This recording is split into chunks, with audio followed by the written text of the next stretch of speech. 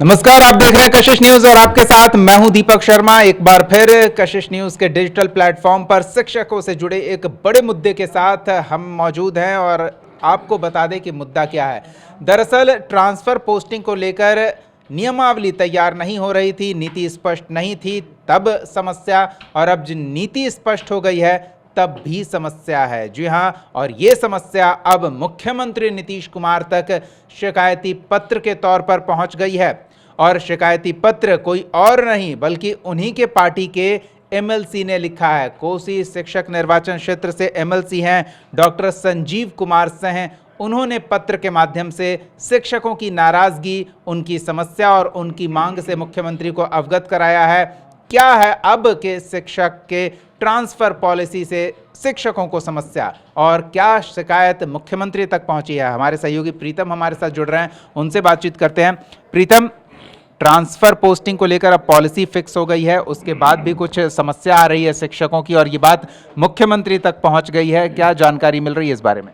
न केवल डॉक्टर संजय कुमार सिंह ने चिट्ठी लिखी है, लेकिन अब तो जो संजय कुमार सिंह हैं, जो एमएलसी हैं शिक्षक निर्वाचन क्षेत्र के, उन्होंने भी मुख्यमंत्री को कहा है, मुख्यमंत्री को चिट्ठी लिखी है और कहा है कि ये जो 6 पेज का दस्तावेज है, जो ड्राफ्ट है, जो नियमावली है, ये एक तरीके से एक उन लोगों के शब्दों में कि ये कबाड़ है, ये एक स्क्रैप है और इससे बेहतरी की उम्मीद नहीं की जा सकती है। और शुरू से ही जिस तरीके से जब शिक्षा विभाग के मंत्री ने प्रेस कॉन्फ्रेंस की और जो ड्राफ्ट हम लोग के सामने आया, उससे ये पता चलता है कि किसी भी शिक्षक का ट्रांसफ़र होना, मनचाही जगह में ट्रांसफ़र होना बिल्कुल टेढ़ी खीर है। और क्योंकि जिस तरीके से उसमें नियम बनाए गए हैं, 10 तरह के विकल्प दिए गए हैं, जो शिक्षक हैं, जो पुरुष शिक्षक हैं, उनके तबादले में, उनके ट्रांसफ़र पोस्टिंग में कुछ ज़्यादा दिक्कत दी गई है, महिलाओं को लिबर्टी दी गई है।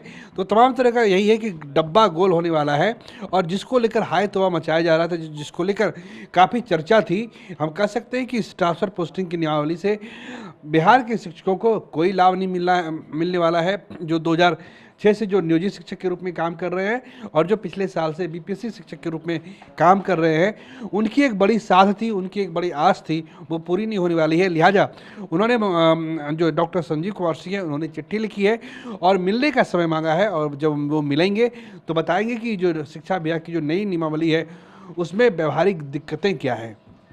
प्रीतम, एक चीज और समझना चाहेंगे, मुख्यमंत्री इसमें किस तरह से हस्तक्षेप कर सकते हैं? क्या उम्मीद है शिक्षकों की? क्या उन्हें ये उम्मीद है कि स्कूल टाइमिंग को लेकर जिस तरह से शिकायत हो रही थी, परेशानियां आ रही थी, मुख्यमंत्री ने उसमें हस्तक्षेप किया था, तो इस समस्या पर भी हस्तक्षेप करेंगे? शिक्षा विभाग इसमें कुछ नहीं करने वाला?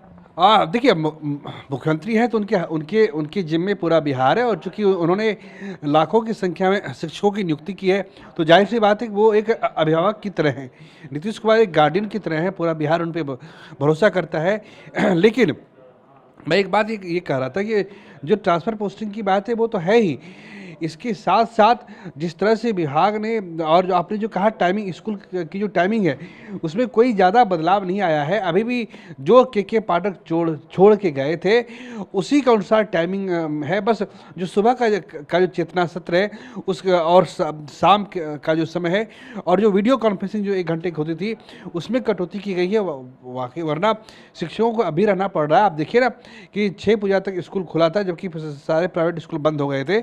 ये पहले के पाठक के ज़माने में भी था और आज जो अपर मुख्य सचिव है सिद्धार्थ, उनके ज़माने में भी है। हम कह सकते हैं जो शिक्षक हैं, जो नियोजित शिक्षक हैं, उनको ये समझना पड़ेगा कि ये उनके लिए जो नीति है तो वो ज़्यादा फ्रूटफुल नहीं है, ज़्यादा उनके लिए लाभकारी नहीं है। अब शिक्षा मंत्री जब उनसे मिलेंगे, जब डॉक्टर संजीव कुमार सिंह मिलेंगे शिक्षा बिहार के मुख्यमंत्री से, वो अपनी बात रखेंगे, लेकिन जो पुराना अनुभव है उसके आधार पर हमें नहीं लगता है कि शिक्षा विभाग इसे वापस लेने वाला है।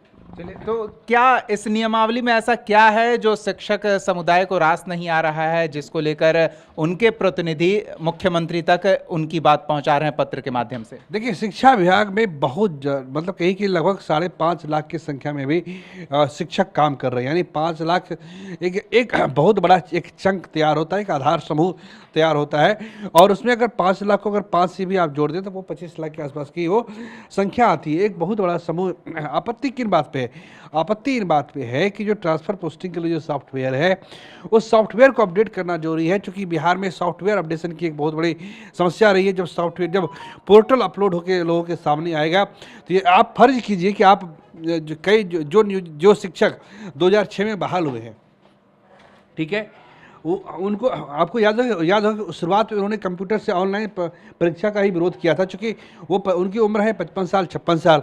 अब वो साइबर कैफे में बैठेंगे, अपने डेस्कटॉप पे बैठेंगे या अपने लैपटॉप पे बैठेंगे, तो उसमें एक 4-5 पन्ने का जब पोर्टल आएगा, तो उसको तमाम तरह की शैक्षणिक योग्यताएँ अपलोड करनी है, कौन सा जिला चाहते हैं, वो ये सारी चीज़ें देनी है। तो ये व्यवहारिक दिक्कत है। सबसे बड़ी बात है कि 3.5 लाख की जो एक बड़ी संख्या है, उसमें अगर 20-25 हज़ार को छोड़ दें, तो हर कोई अपना ट्रांसफ़र पोस्टिंग चाह रहा है। दूसरी बात यह है कि जिस स्कूल में पिछले कई सालों से तैनात है, जैसे कोई महिला शिक्षक है, वो नियोजित शिक्षक के रूप में काम कर रही है, तो उनका घर 2-3 किलोमीटर की दूरी पे, तो वो भला क्यों चाहिए। मान लीजिए कोई भागलपुर में कोई शिक्षक है जिसका नाम है सविता कुमारी कोई स्कूल में पिछले 20 साल से नियोजित शिक्षक है, 18 साल से।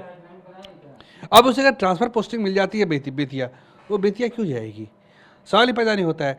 तो ये जिस तरीके से जिस बड़े गाजे बाजे के साथ जिस ट्रांसफ़र पोस्टिंग पे बात चल रही थी, उससे मिलना जुलना कुछ है नहीं। और आपत्ति इसी बात को लेकर, दूसरी आपत्ति यह है कि जो पुरुष शिक्षक है उनका अनुमंडल स्तर पे जो है ट्रांसफ़र नहीं होगा। तो अगर अनुमंडल स्तर पे ट्रांसफ़र नहीं होता है, तो क्या पुरुष शिक्षक क्या काम नहीं करते हैं क्या? महिला शिक्षक जो हैं उनकी एक बड़ी संख्या है। अच्छा, महिला शिक्षक को तो आपने, जो महिला है, आपने उसको क्लास 1 से 8 तक जो है 50% का आरक्षण दे दिया है, 9 से 12 तक 35% का आरक्षण है। अरे भाई, नौकरी में आरक्षण दीजिए ना, और सेवा लाभ में भी अगर उनको आरक्षण दीजिएगा तो पुरुष का तो हक मारा जाएगा। तो जो पुरुष शिक्षक उनका भी कहना जायज़ है ना कि भले हमारी ही मौत हर वक्त की हो, ट्रांसफ़र है, जाति जनगणना है, बाढ़ है, तूफान है, सुखाड़ है, सारे काम में उनको लगाया जाता है, महिलाएं भी लगती है। लेकिन एक बार उनका जो है, उनको प्राथमिकता नौकरी में मिल गई, उसका भी नुकसान हो रहा है। चाहे नौकरी में प्राथमिकता मिल गई, लेकिन ट्रांसफ़र पोस्टिंग में भी सारी तरह की रियायत देंगे, तो उसका नुकसान जो है अल्टीमेटली शिक्षकों में पड़ेगा। चलिए प्रीतम, एक चीज़ और जानना चाहेंगे, हम अपने दर्शकों को बता दें, इन्होंने जो नाम लिया वो एक रैंडम नाम था जो इनके दिमाग में जस्ट ऑन द स्पॉट आ गया है, तो ऐसा कोई शिक्षक है नहीं है, इसके बारे में हमें कोई जानकारी नहीं है। बहरहाल प्रीतम बार बार संख्या का उल्लेख कर रहे हैं और उनके परिवार के सदस्यों को जोड़कर 5.5 लाख शिक्षकों की संख्या को 25 लाख से अधिक बता रहे हैं। तो ये क्यों बता रहे हैं? क्या चुनाव नजदीक है और शिक्षक अपनी मांग को लेकर चुनावी प्रक्रिया के मद्देनजर दबाव बना सकते हैं सरकार पर, इसलिए उल्लेख कर रहे हैं क्या प्रीतम? बिहार में जिस तरीके से नीतीश कुमार ने पिछले 20 सालों से जो मैकेनिज्म बनाया है, उसका एक बहुत पॉपुलर मैकेनिज्म है जिसका नाम है जीविका मॉडल। जीविका मॉडल जो है, आप इसे माने न माने, जीविका मॉडल के जरिए नीतीश कुमार को बहुत बड़ी मदद मिली है महिला वोट बैंक को साधने के लिए। लेकिन उसके बरकस जो नियोजित शिक्षक है, वो सरकार का विरोध कर रहे हैं, और उनका विरोध कई जगहों पे देखा गया है। और 2020 का जो विधानसभा चुनाव था, उसमें देखा गया कि शिक्षकों ने विरोध किया, इसीलिए जब बैलेट पेपर से गिनती हो रही थी, तो उसमें जदयू भाजपा पिछड़ रही थी। बाद में उन्होंने सरकार बनाई, एक अलग चीज़ है, जनता ने उनको जनादेश दिया नीतीश कुमार को, वो बिहार के मुख्यमंत्री बन गए। यही दिक्कत है कि जब बैलेट बॉक्स का मामला आता है तो सरकार यहाँ पिछड़ जाती है, क्योंकि वोट डालने वाले सरकारी कर्मचारी है, नियोजित शिक्षक है, वो ना केवल, चूँकि क्या होता है कि काउंटिंग में और इसमें इलेक्शन में उनको भी बूथ पे तैनात किया जाता है, तो उनके लोग का परसेप्शन है कि वो कहीं न कहीं नीतीश कुमार के खिलाफ वोट करवाते हैं। तो इसको देखना पड़ेगा कि चूंकि जो शिक्षक है आपने बहाल किया, कोई एहसान नहीं किया। ये तो है जो योग, अगर आपके यहाँ पे खाली पोस्ट था, आपको बहाल करना था, आपने बहाल किया। खाली पोस्ट थी, खाली पद थे, आपने बहाल किया, आपने कोई एहसान नहीं किया, आपने नौकरी दी है, नौकरी तो दी है। लेकिन अब उससे आगे लोग इतर चाहते हैं कि ट्रांसफ़र पोस्टिंग ऐसा हो जिसको कोई चाहे। असाध्य रोग है, आपका दिव्यांग है, असाध्य रोग है, पति पत्नी है, अरे पति पत्नी है तो उससे क्या होगा? पति पत्नी को एक जगह दे दीजिएगा, तो फिर बाकी लोग कहाँ जाएंगे? अगर ये सरकार सोचती पति पत्नी, तो अब तो पुलिस में भी होता है ना कि पुलिस में भी वाइफ भी काम कर रही है, हस्बैंड भी काम कर रही है, दोनों को एक जगह दे दीजिएगा, संभव थोड़ी है। आप जो कहते हैं ऐसे लोगों को प्रायोरिटी मिलेगी, तो ऐसे लोगों की संख्या भी काफ़ी अधिक है, तो जो बाकी लोग बच जाएंगे तो उनकी तो ट्रांसफर आप खुद कह रहे हैं कि ठीक है, जो गंभीर रूप से पीड़ित है, बीमार, तो उनको तो खैर मानवीय आधार पर मिलना चाहिए, जो दिव्यांग है मिलना चाहिए। लेकिन शेष सभी के लिए पति पत्नी को हम एक जगह दे देंगे, वो संभव नहीं है। क्योंकि आप देखिएगा कि इनकी संख्या भी सैकड़ों में है कि पति पत्नी भी है, दोनों एक साथ दे दीजिएगा, तो इससे दिक्कतें आने वाली हैं। बिल्कुल। और संभवतः एक विद्यालय में उतनी जगह ही नहीं हो कि आप उतने सदस्यों को एडजस्ट कर पाए। अच्छा, सब जितने भी हैं सबको चाहिए। देखिए, जैसे पटना में 6-7 प्रीमियम स्कूल है, बांकीपुर गर्ल्स हाई स्कूल है, केवी साहब है, मिलर हाई स्कूल है, ठीक है, रघुनाथ बालिका उच्च विद्यालय है, ये सब जो स्कूल हैं, यहाँ पे जो शिक्षक जमे हुए हैं, आप इनको पहली नज़र में हल्के से लेने की कोशिश मत कीजिएगा। खासकर जो बांकीपुर गर्ल्स हाई स्कूल हैं और जो यहाँ मिलर हाई स्कूल है, यहाँ पे जो भी शिक्षक या शिक्षिका तैनात है, वो समझिए कि उनका एक भास्ट बैकग्राउंड है, इसी आधार पर उनके वो काम कर रहे हैं, वरना वो कब के बिखर चुके होते। तो सरकार से अनुरोध है कि जो अपने आप नियम ऐसा बनाए कि लोगों के सुकून के लिए हो, लोगों को तकलीफ देने के लिए नहीं हो। चलिए देखते हैं क्या होता है। बहुत बहुत धन्यवाद प्रीतम इस तमाम बातचीत और जानकारी के लिए। तो हमारे सहयोगी प्रीतम ने शिक्षकों के अलग अलग समूह से बातचीत के आधार पर जो उनकी समस्या है उसे इस वीडियो के माध्यम से सरकार तक, प्रशासनिक अधिकारी तक पहुंचाने की कोशिश की है। और यही काम जेडीयू के एमएलसी जो शिक्षक निर्वाचन क्षेत्र से आते हैं, जिन पर अब शिक्षक दबाव बना रहे हैं कि ये ट्रांसफर पोस्टिंग को लेकर जो नई नीति आई है वो सुविधाजनक नहीं है और उसे उनके शब्दों में कचरा कहा जा रहा है और इस कचरे की सफाई की उम्मीद नीतीश कुमार से लगा रखे हैं। तो ये ट्रांसफर पोस्टिंग कहीं सरकार के ट्रांसफर की वजह न बन जाए। चुनावी माहौल में ये सोचने वाली बात होगी। नीतीश कुमार तक शिकायत पहुंच गई है और अब इस शिकायत में समस्या का समाधान कैसे होता है ये देखना दिलचस्प होगा। आपकी क्या राय है? कमेंट सेक्शन में अपनी बात जरूर हमारे साथ साझा करें। क्या वाकई इस ट्रांसफर पोस्टिंग की नीति के साथ आगे जाना चाहिए या इसमें संशोधन किया जाना चाहिए? शिक्षकों से राय लेनी चाहिए और हर बात में शिक्षकों से राय लेने कर ही अगर सरकार आगे काम करेगी तो फिर सरकार और प्रशासनिक अधिकारियों के होने का क्या मतलब है? फिर तो ये शिक्षकों की व्यवस्था हो जाएगी। कमेंट सेक्शन में अपनी राय जरूर हमारे साथ साझा करें। इस वीडियो को लाइक और शेयर करें।